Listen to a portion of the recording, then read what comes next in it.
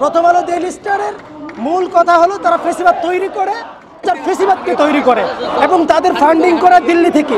এটা বাংলাদেশের যেই দিল্লির যে হাই কমিশনার আছে সে অন্য কোনো অফিসে যায় না, কিন্তু প্রথম আলো ডেইলি স্টারের অফিসে কেন সে যাতায়াত করে? প্রথম আলো ডেইলি স্টারের সাথে তার কেন তো সম্পর্ক থাকবে? দিল্লির সাথে তাদের একটা পত্রিকা অফিস থেকেই তারা কেন এত বড় বড় বিল্ডিং তাদের নিজস্ব ভবন করবে?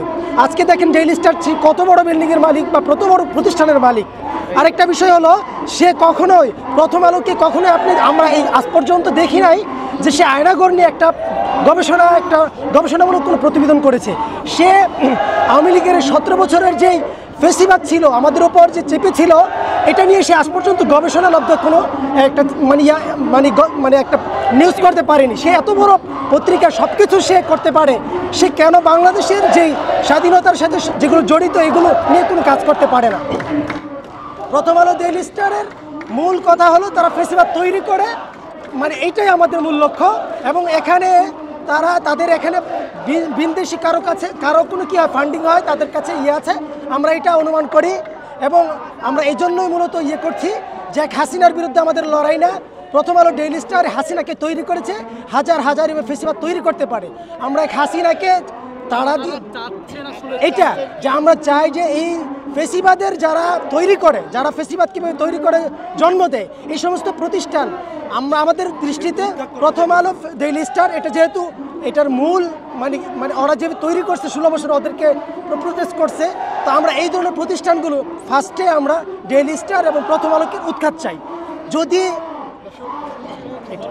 তারপর যদি কথা হলো যে উৎখাত যদি না হয়, কিন্তু বাংলাদেশের মধ্যে যদি তারা তাদের কার্যক্রম পরিচালনা করতে চায়, কথা হলো বাংলাদেশের স্বার্থকে তাদের সামনে এনে তারপরে কাজ করতে হবে। বাংলাদেশের আইনের প্রতি শ্রদ্ধাশীল হয়ে তারা কাজ করতে হবে।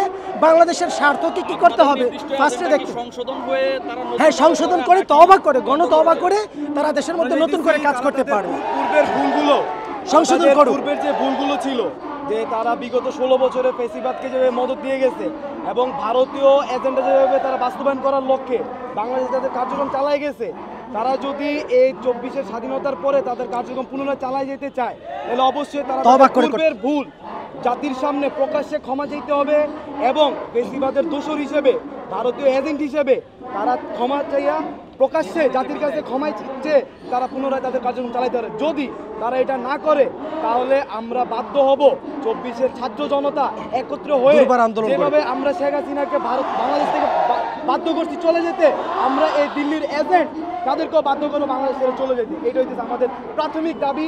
ভারতীয় যত লেসপেন্সার যত এজেন্ট আছে তাদের